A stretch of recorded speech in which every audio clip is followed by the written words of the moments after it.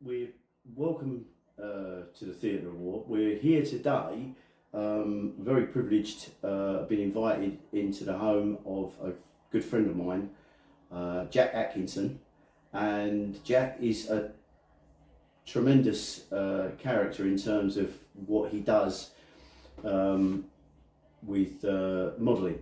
He's amazing. It's fairly legendary, the stuff that he's created over the years, so it's too much for one video. But what we're going to do today, we've got the great good fortune that he's going to show us and explain to us all about a set of American Civil War ironclads that he has built with nothing but his hands and materials, which he'll tell you about, from scratch, totally from scratch. These are not kits or anything like that. These models have been built to one scale. And as I say, I'm now going to turn to Jack and we're going to talk about this together for a while, and then we'll go and have a look at the ironclads that Jack built. So Jack, thanks a lot for inviting us in to have a look at this.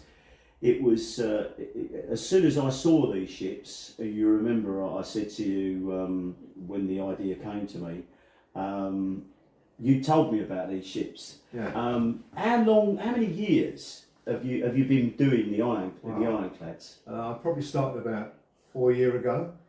The biggest one, the Virginia, which is 10 foot long, took me about 10 feet long? Yeah, roughly, yeah. Roughly, it must be 6-7 months. My poor wife had to endure me working on the kitchen table here, this very table, right. This huge great model, making the mess, and she said, I don't mind you doing it, providing you clear up the mess, which I did occasionally. Yeah. But anyway, but all the ships I have made have all been made basically down here, and the scale I use is 1 centimetre to the foot. And all the models that we will see upstairs are all done to 1 set scale. So some look big. I know. Some look I was going to say that is something that I find tremendous. Is it's a bit like this house against, say, the Shard or whatever. They're both the same scale. They're both human scale. Yeah. But you put one against the other and it dwarfs it. And that's right, looking at those vessels, what I love about them, there's a number of things that I love, and we'll focus in on that when we actually look at the vessels after we've had a chat, is the magnitude of it, the difference, the vastness. You know, you've got one ship that is, say, sort of, roughly speaking, yay big, and the other one's as big as a canoe. You could get a man in it. It's just, and that is something that is, I love about it, because often when you see models, you don't get the magnitude of it. The sense of the scale. Yeah, the sense of the scale. That's it. Thank you, Jack. You don't get the sense of the scale of how it compares with a ship that's the same scale, but much smaller. Yeah. Was that a conscious choice? Was that something you chose to do? Oh yeah. Because I like scaling out anyway. I'm quite good at blueprint drawing, so that was a part of the passion. Not only building a ship, the research is very important. Also collecting bits and pieces. I used to raid the kiddies' toy box. I felt that I could cut and carve it and drill it, and I'd use that for some of the ships. And some of the bits and pieces went missing. That my wife said, "Oh, it's probably in Dad's garage. He's probably making something out there." So it's all a part of a collection of basically rubbish.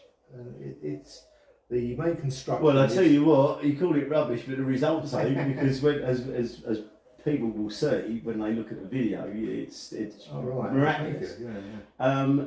The other thing that I really like, and if we get time afterwards, and only if we get time, otherwise we do it as a separate issue, is the elephant in the room in the loft. Which I've always loved that. I remember seeing that years ago when you showed me, and you can't get the blasted thing out of the loft. The ship that you built. What I love about that is the fact that one side of it is is the external, is completely the finished ship. But for me, the genius is having the cutaway section, so you see the whole of the interior of the ship. And and again, that was presumably a conscious choice to do. I think it's important to basically do one side of the finished ship, no cutaway, then do the interior part on maybe the port or the starboard side. That I do like. That is a passion. Most of the models, I think that's important. I know. To see the intricate, how they were built. Yeah. I haven't got all the information right, but I've researched it for many years. It's always been a passion of mine, the American Civil War and particularly the Navy, because for its time it was so inventive. And it was at the Battle of Hampton Roads in 1862, on the 9th of March, I believe, that all the navies throughout the world thought, well, the concept of the old style of naval battles was firing broadsides at each other, wooden ships controlled by a sail. That was now in the past, because the Americans showed us up that steam-powered ships are more effective and particularly heavily armoured. And that particular battle, that's the first time that a revolving gun turret was actually used in conflict. And that in itself is so important. And from that moment on, the British Navy, the French Navy, all navies decided that the old style of warships are now obsolete. Right. The broadside, as you The broadsides, and Navy sailing ships. And it went on from there, because I think when you then move on, say, less than 10 years after that, you see from sort of the 70s right the way through, and certainly into the 1880s, it's the design, the style, and the whole ethos of a warship changes totally, doesn't it? Completely, Turreted ships. Even the ones in the sponsons on the side are still rotating guns. And it's all based, as you say, around the 1862 on the 9th of March. 1862, remarkable, isn't it? It was John Ericsson that came up with the revolving turret, but even before then, John Ericsson, he was a Swedish engineer, a naval engineer, but even in 1840 there was an American that had the concept of putting a revolving turret in the centre part of any ship. And there was also an English guy called Captain John Peppard, I think, maybe, might have the name wrong, but he started arming some of our earlier ships with a revolving central turret. Right. So there's basically nothing new about an armoured turret, but it was first time on the 9th of March that a ship with a revolving turret actually fired guns onto another ship. In anger. In anger. The concept was there, but it was that they proved that it was a goer. That is correct. It really set the big ball rolling on naval warfare. Now the other thing that I like as well, I love about these models is when you see models and certainly any artwork, illustrations or whatever of Ironclads, what you see is like a block upside down floating on the water. You never see, you kind of think it's a shallow, dry, flat bottom, unless you're a specialist and you really know about it. And it's quite an awakening. They look entirely different. When you see the hull, which obviously you've not just got them sitting in a scenario, you've actually got the whole ship, the whole hull of the ship. And again, that was clearly a conscious design factor of the modelling as well. It's an important issue, basically, to get the style of the ship. As I say, I've researched as much as I can on the internet, in books. I've actually got in touch with a guy in America. He was a naval architectural engineer, and he made the first dive on the turret of the Monitor. Right. And I actually wrote to the guy. He sent the information back. On one particular ship, the Monitor, some of the information I've actually used came from this guy in the States. Right. And it's an ongoing thing, because these ships are still being found, and they're still finding out new concepts of how they were designed. But I've done the basics, and as I said before, I haven't always got it right. There might be some criticism from some people, but as I say, the information on most of them is really, really sceptical. And so many of the plans have been destroyed now, or basically just lost into the history books. So you're left really with photographic photographic, which is not always ideal because images are sometimes grainy. That's right. You've got the sea itself, smoke, and all the rest. Oh of yeah, it, and everything against you. Yeah, very, very hard. I would say for my passion, and I like doing big. I could have made smaller ships, but to me, the impact, what's the word I'm trying to? Impact is big. It is absolutely. Yeah, it is, and that again is what I love. Is when you told me about this, you told me a few years ago you was doing Ironclads, and do you remember you doing the show with your buddy? He had the.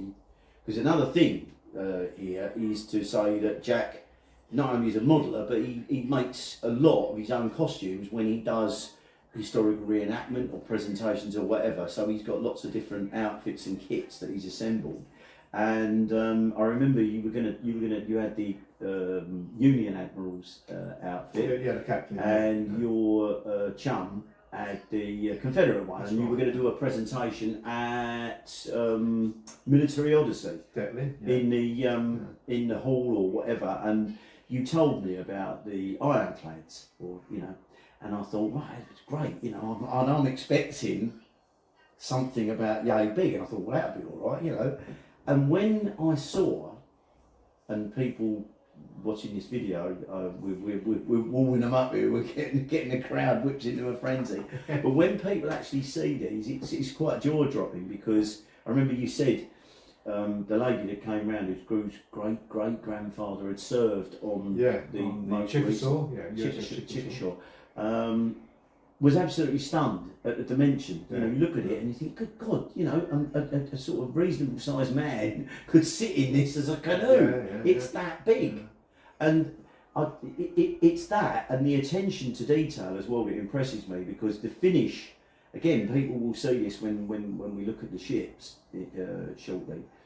But the finish that you've achieved is remarkable. Because, I mean, we can save it up for the ships themselves, but do you just want to tell us a little bit about the materials that you used for construction? Yeah, because people will be interested and fascinated in that, because they might think it's used sheets of lead or sheets of metal or whatever, because some of the effects that you got are terrific. They look the business.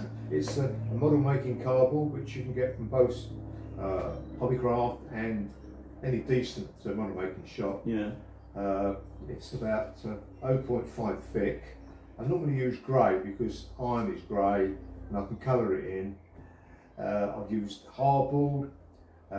One of the best materials I use is actually cardboard boxes, the corrugated cardboard boxes. That can make the structure. Then I rub it down, fill it in, and I cover it in material, and I pop out the little rivets. My poor wife had to endure me for about nearly 4 years of popping these little rivets. All I do, I reverse the cardboard, draw a line where a rivet line might be, then pop it out one by one. I must have popped out tens of thousands of rivets. You felt like you really were building the ship. Hand. My God, it's fascinating. But again, I think if you're going to do something, if you're going to match a passion, you do it the best you can. As I say, they're not perfect. There's human error. Well, let me put it this way: they're more perfect than anything I've seen for a long, long time. They're brilliant.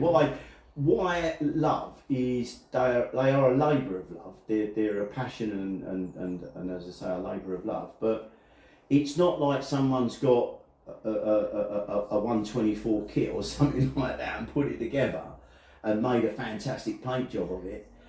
Everything about these models is remarkable because. Oh, thank you. Yeah, but I'm not just sort of bumming you up to say like, oh, it's great, and we wouldn't be sitting here if I didn't think that they will.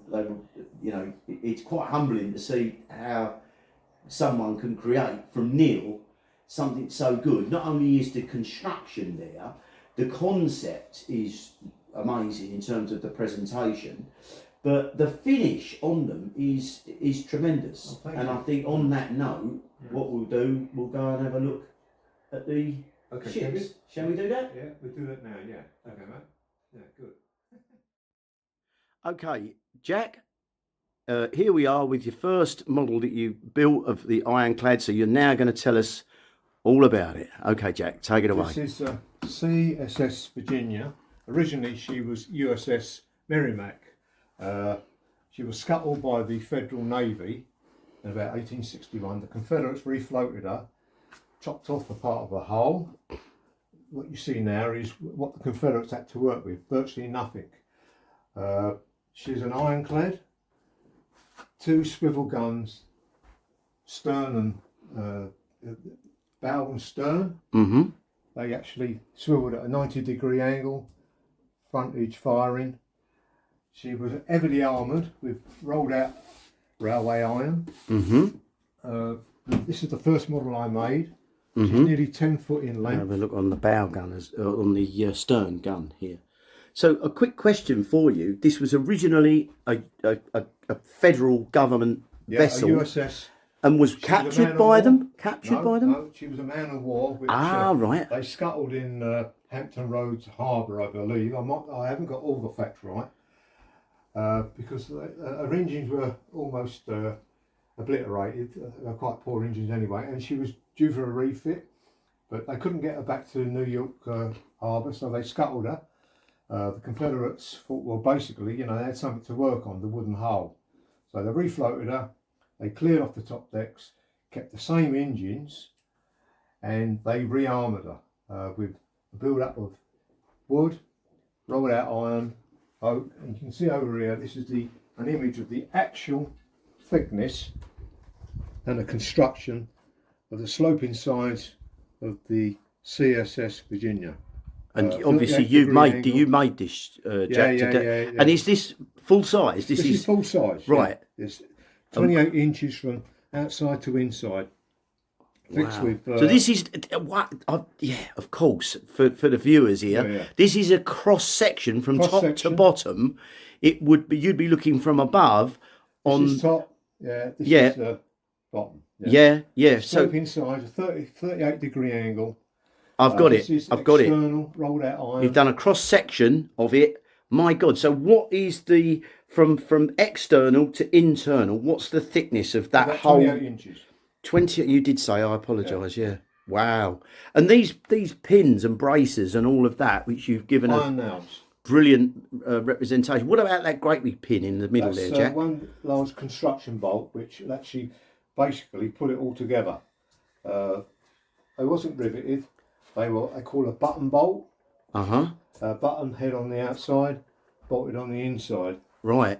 And what's the construction here, Jack? So it's iron on the outside. In layman's terms, I can see there's bricks on the bricks of iron. Say this is cross section rolled out railway iron. Right. Roughly about 7 inches in width, 2 inches in thickness. Right. One length from top of ship to bottom of ship. I see. Yes. Okay, I'm cutting between both. Yeah. Length's probably about 10 to 12 foot long. Right. So it gave basically a makeup of a cross section, which is double strength. Then there was. So it's like plywood. You've got it going in one direction, and then you've got it going cross ply. That's correct. Okay. Yeah.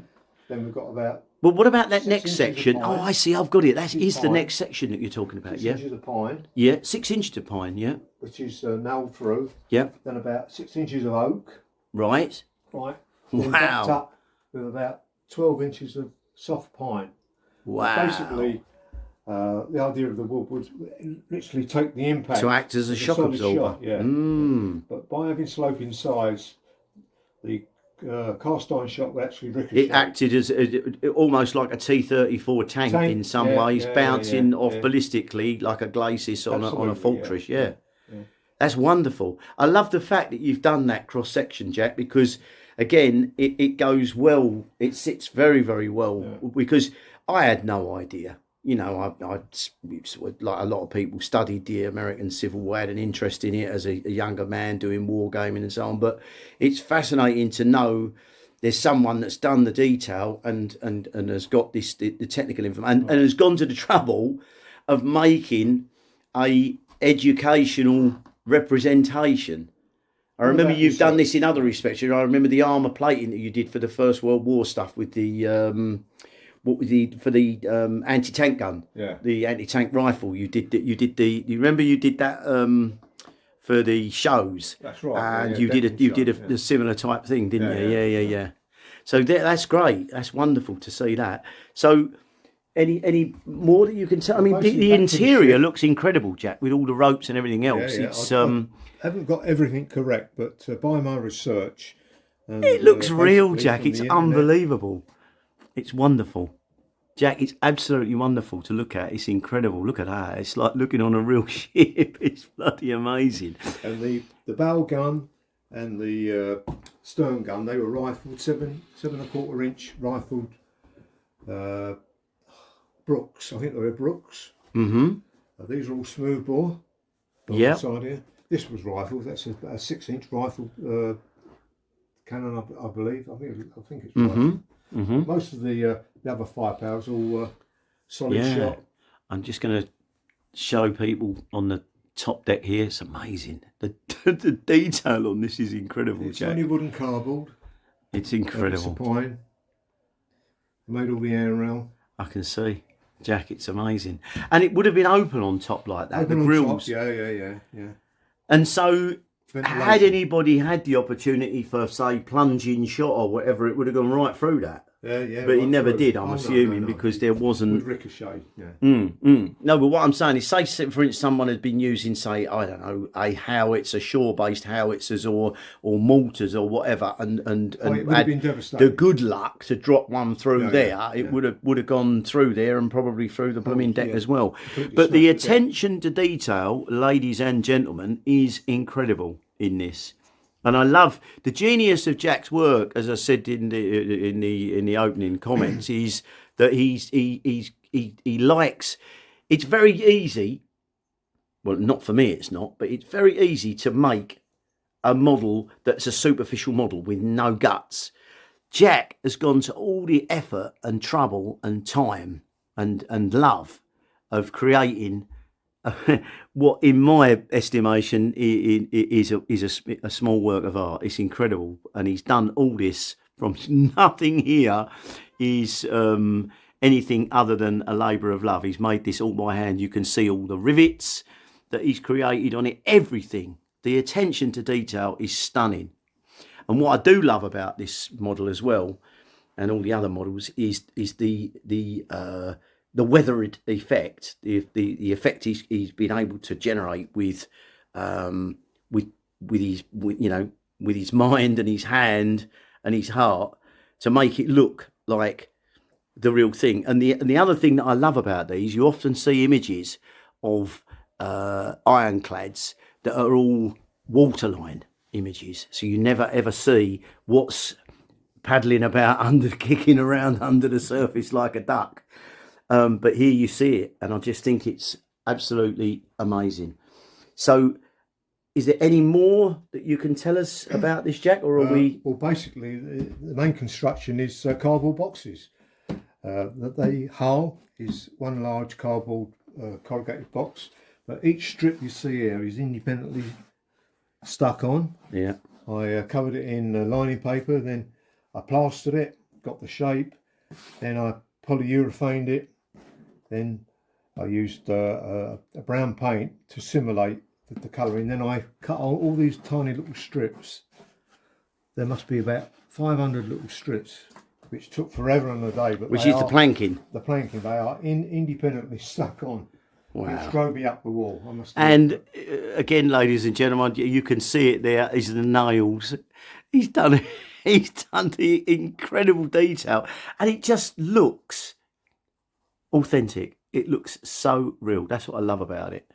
So the sad bit is, what I would have liked to have shown you was the other side, but we can't. Literally, it is so large. Give you a shot from here back towards the stern end. You can see there's the bow, and there's I'm going to walk. It would take me 10 minutes to walk the length of this ship. It's the size of a canoe. You could bloody well get a man sitting in it. It's amazing. And there's the proud Confederate flag on the top. So, Jack, I think, is that this particular ship? Yeah, I think so. Yeah, yeah. Then we can go on to the CSF. Is this your second ship that you made? Yeah. Okay. No. It's the Monitor. Right. Do you want to tell us about the Monitor? Yeah. So let's do this in chronological order. It was the Virginia I made first of all. Right. So you made the Virginia first. This was your first ship that you made. Yeah. Right. Like an authentic ship maker. This is our adversary. This is the ship. Ah, right. The only reason this was built because of this one here, because the federal government knew that the Confederates were constructing a small navy, but basically it was of ironclads, and they knew full well that they would have governed not the seas but the rivers. So out of desperation, plans were drawn up for an ironclad with a revolving turret, John Ericsson revolving turret, which was basically so unique at the time because no other warship have ever gone into battle with a revolving gun turret. And this was the very first, the USS Monitor. And she was constructed in 90 days. That's amazing, 90 days. I mean, that's what, 3 months? 3 months. Good God. Actually constructed? Yeah, from start to finish. From keel to finish? Yeah, to finish. Wow. And sailing time. Good God. And they're, to give you the scale here, I think, again, in the sort of opening briefing that he gave, Jack said it's 1 centimetre to a foot. So you can see there's a life-size character on the ship. So you can see the size of this ship. Again, it's a huge model. And again, we've got these amazing cutaways that Jack's done. And again, I make a comment, it's sad that we can't turn it around because it is too long to turn around in the room, and it would be fraught with all sorts of difficulties anyway if we did try to. But again, it's wonderful to see this cutaway. If you saw the other side of this this vessel, as with the last one that we looked at, what you would see is that you would see the solid section on the other side. But that's Jack's trademark and part of his, if you like, genius. That's what he does. Is that a coal bunker there? This is a coal burner, yeah. Where most of this the is the bunker. This is the bunker, what I'm saying, yeah. And the engine room. Which I know with German World War I warships, part of their construction was to have the bunkers, the coal bunkers, forming part of the shock absorption mechanism in the walls of the ship. Which would have taken the impact of lower shots. Help to, yeah. And is that the boiler in there? Is it? You've got it. 2 boilers. Yeah. You've displayed the boiler in there. And what's this mechanism here then, Jack? It's a reciprocating piston engine. Ah, right. It had like rocker blades. Yes. To drive a single shaft. And there is the screw at the back of the ship there, blimey. And I love these beams that you've got here as well, Jack, and the cutaway section of the deck. Yeah, it's wonderful. And again, you can see, look at the blooming rivets Jack's done there. It's amazing. Oh, Jack, it's wonderful. Love it. Absolutely love it. Look at this. It's incredible. So that's the Monitor, yeah? This is the Monitor. And this won the battle of... No one really won the battle. Oh, no one. All right then. Okay, I defer to you. 5 hours, they battled it out with very little damage to both ships. Oh, really? Yeah. Ah. So they parted company after about 5.5 hours. Wow. And never, ever to meet again. And what are these, this decoration you've got on the wall? What's this? Oh, this is, it's a very nice lady called Gina Denham. Yes. It's a great-grandfather that actually served on one of the Ironclads, which we can talk about later. You're going to show us later on. It's the last one that you built, isn't it? Yeah, that's right. Carry on. She's a member of a society which actually finds out where displanting Englishmen emigrated to America. They fought during the Civil War on the Confederate side, on the Union side, but her particular great-grandfather, he joined the Navy around about 1860, and he actually served on one of the big ironclads. And what she does now, she finds out where all these old chaps, if they come back from the States, and where they're buried, and they commemorate their burial plot. Oh, wow. It's an incredible organisation. Yeah, it certainly is. What's this little binnacle sort of object here on the top? It's the wheelhouse, is it? The wheelhouse, yeah. Oh, armoured. With the sloping sides. Armoured wheelhouse, yeah. I don't know, I've almost answered my own question here, idiot. Yeah, wow. So again, from your not the reality, but your modelling perspective, similar type of construction in terms of being card and wood and so on. It's only plywood, bits of timber, plastics. Again, the same model making cardboard I got from Hobbycraft, which is it's a nice material to work with. It's very thick, very strong, and basically it's very paintable. Yeah.